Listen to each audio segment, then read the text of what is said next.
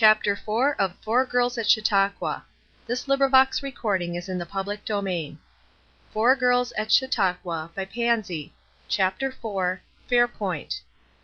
It was not so very dark after all, nor so disagreeable as she had imagined.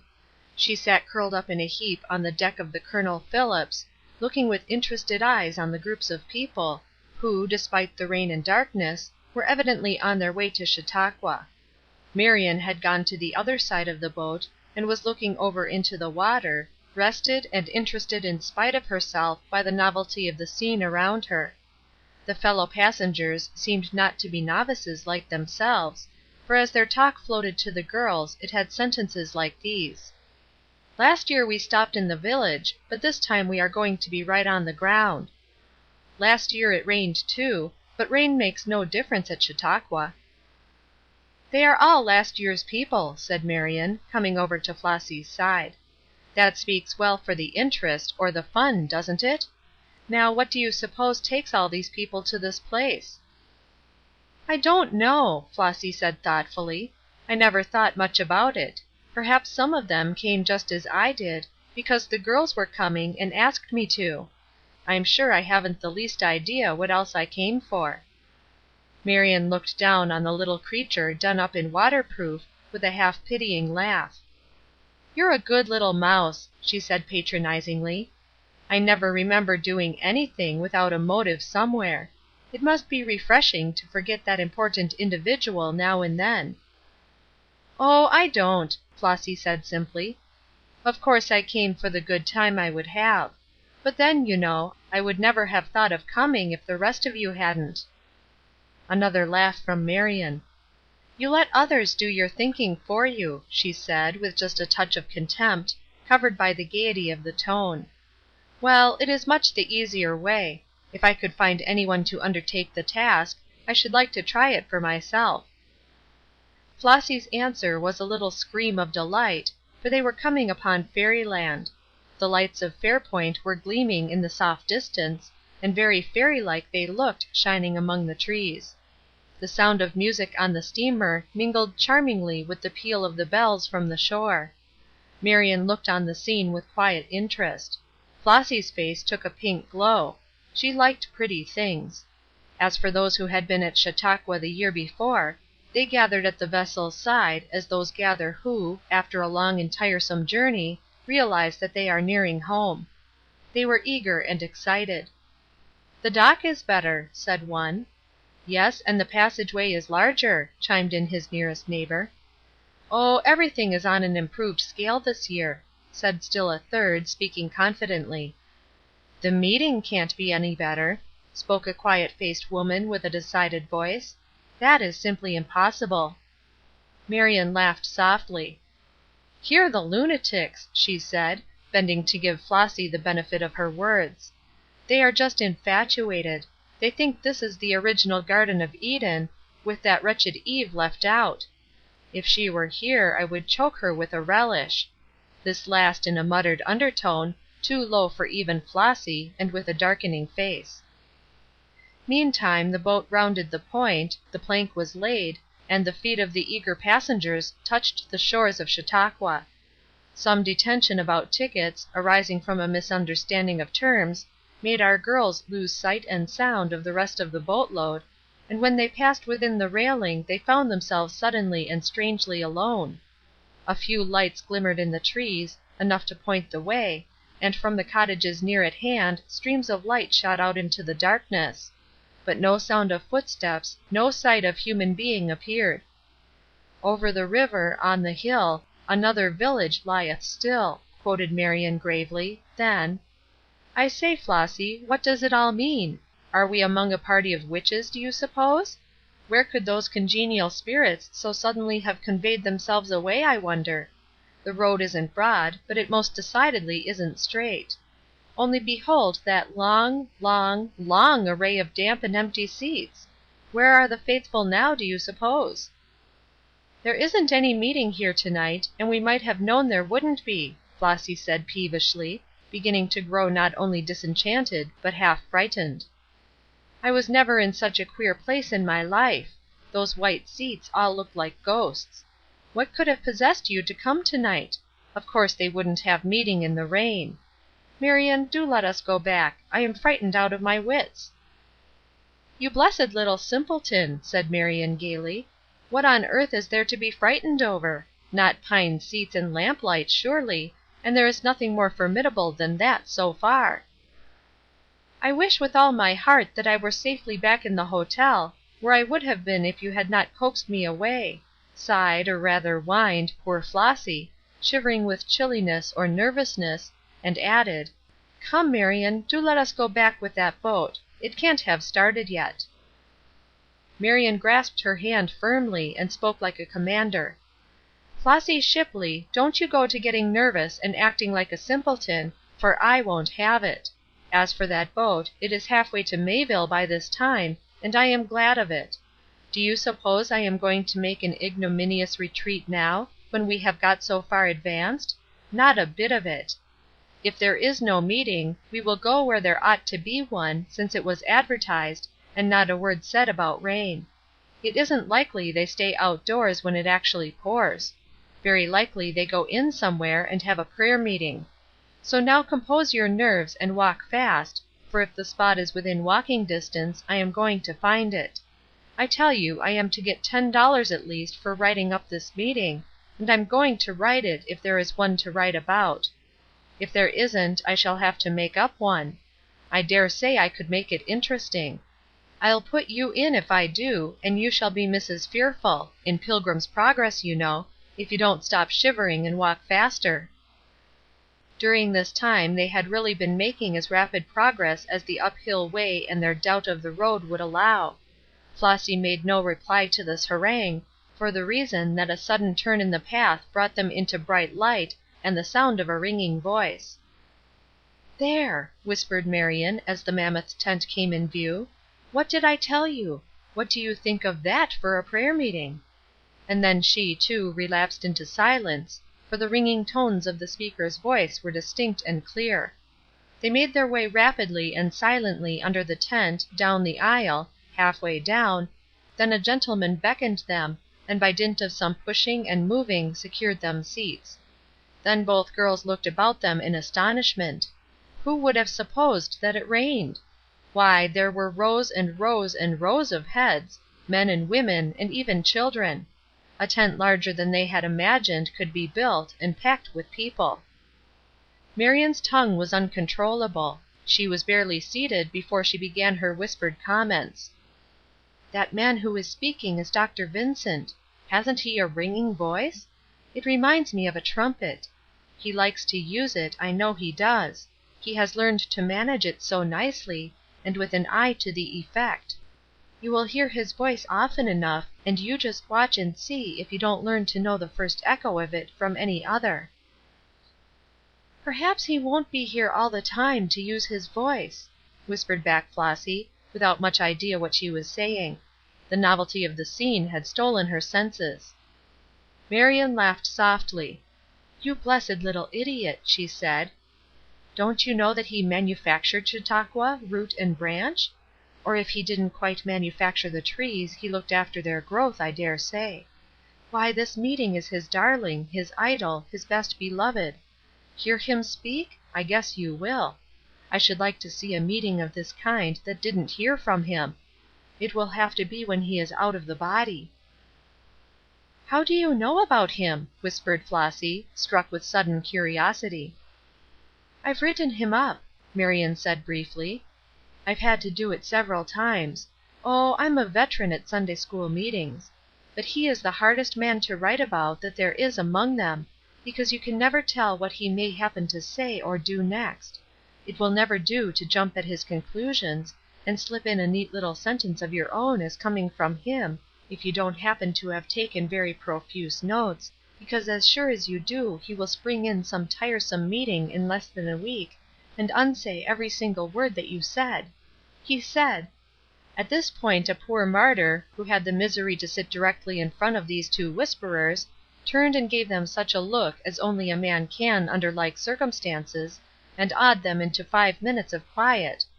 It lasted until Dr. Eggleston was announced. Then Marion's tongue broke loose again. He is the Hoosier schoolmaster. Don't you know we read his book aloud at the seminary? Looks as though he might have written it, doesn't he? Let's listen to what he says. He always says a word or two that a body can report. Very few of them do." This is a fair specimen of the way in which Miss Wilbur buzzed through that meeting, that wonderful meeting, that Flossy Shipley will remember all her life. She made no answer to Marion's comments after a little, and the pink flush glowed deeper on her face. She was wonderfully interested; indeed, she was more than interested. There was a strange feeling of pain at her heart, a sort of sick, longing feeling that she had never felt before, to understand what all these people meant, to feel as they seemed to feel. The Christian world is more to blame for the unspoken infidelity that thrives in its circles than is generally supposed. Flossy Shipley had been in many religious meetings, but she had really never in her life before been among a large gathering of cultured people, who were eager and excited and happy, and the cause for that eagerness and that happiness been found in the religion of Jesus Christ. I do not say that there had never been such meetings before, nor that there have not been many of them. I simply say that it was a new revelation to Flossy, and she had been to the church prayer meeting at home several times. Whether that church may have been peculiar or not, I do not say, but Flossy had certainly failed to get an idea that prayer meetings were blessed places, that the people who went there from week to week found their joy and their rest and their comfort there. She began to have an unutterable sense of want and longing creeping over her. She stole shy glances at Marion to see if she felt this, but Marion was absorbed just then in catching the speaker's last sentence and writing it down. Her face expressed nothing but business earnestness. Speech making concluded, there came the "covenant service." "I wonder what that is supposed to be?" whispered Marion. "It sounds like something dreadfully solemn. I hope they are not going to have any scenes. Revivals are not fashionable except in the winter." "Marion, don't!" Flossy said, in an earnest undertone. The gay, and what for the first time struck her as the sacrilegious words, chilled her; and for almost the first time in her life she uttered an unhesitating remonstrance. Something in the tone surprised Marion, and she looked curiously down at her little companion, but said not another word. The covenant service was the simplest of all services; in fact, only the singing of a familiar hymn and the offering of a prayer. But the hymn was read first, in such solemn, tender, pleading tones as it seemed to Flossy she had never heard before; and the singing rolled around that great tent like the voices of the 10,000 who sing before the throne; at least to Flossy's heart it seemed like that. The prayer that followed was the simplest of all prayers as to words, and the briefest public prayer she ever remembered to have heard, and it made her feel as nothing in life had ever done before. She did not understand the cause for her emotion, she was not acquainted with the Spirit of God. She did not know that He was speaking to her softened heart, and calling her gently to Himself, so she felt ashamed of the emotion that she could not help. She wiped the tears away secretly, and was glad that the night was dark, and the need for haste great, for the steamer's warning whistle could already be heard. Marion talked on as they went down the hill, not alone now, but accompanied by hundreds, talked precisely as she had before the singing of those words and the prayer. How could she? Flossy wondered. How could anything look the same to her? The Spirit had found no softened heart in which to leave a message, and so had passed by. This, if Flossy had known it, was the reason that Marion was gay and indifferent.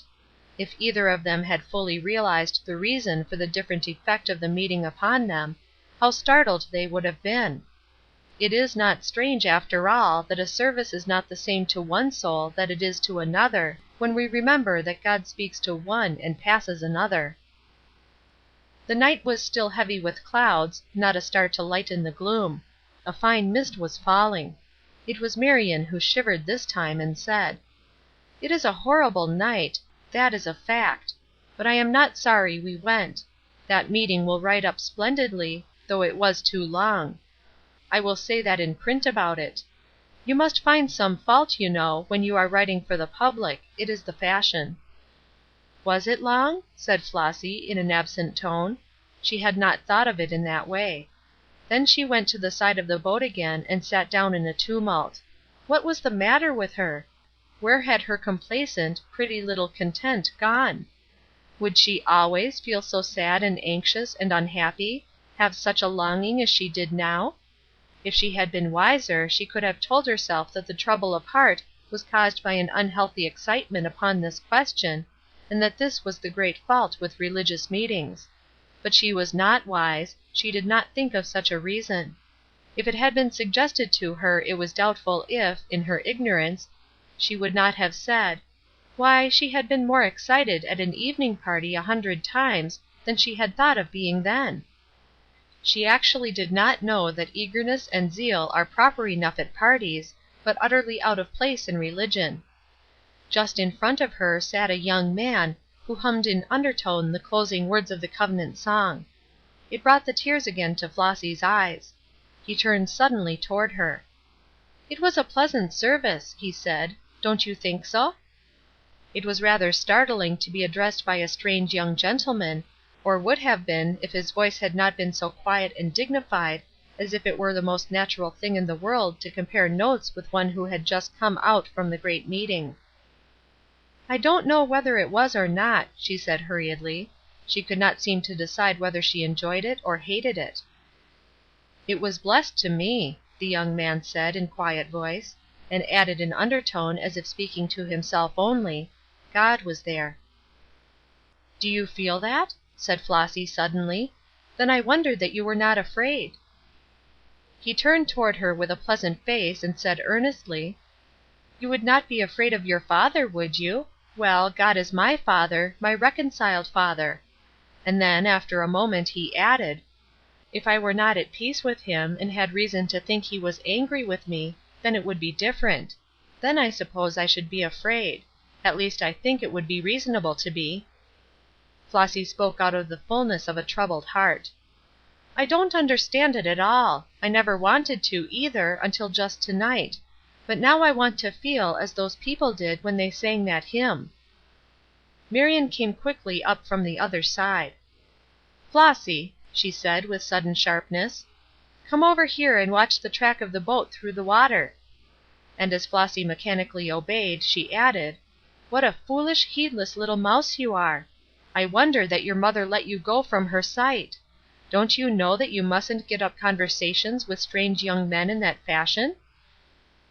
Flossy had not thought of it at all; but now she said a little drearily, as if the subject did not interest her, "But I have often held conversations with strange young men at the dancing hall, you know, and danced with them, too, when everything I knew about them was their names, and generally I forgot that." Marion gave a light laugh. "That is different," she said, letting her lip curl in the darkness over the folly of her own words. "What is proper at a dance is very improper coming home from a prayer meeting, don't you see?" "What do you think?" she said the minute they were in their rooms. "There was I, leaning meditatively over the boat, thinking solemnly on the truths I had heard, and that absurd little waterproof morsel was having a flirtation with a nice young man. Here is one of the fruits of the system. What on earth was he saying to you, Flossy?" "Don't," said Flossy, for the second time that evening. "He wasn't saying any harm." The whole thing jarred on her with an inexpressible and to her bewildering pain. She had always been ready for fun before. "That girl is homesick or something," Marion said, as she and Eurie went to their rooms, leaving Flossy with Ruth, who preferred her as a roommate to either of the others because she could keep from talking.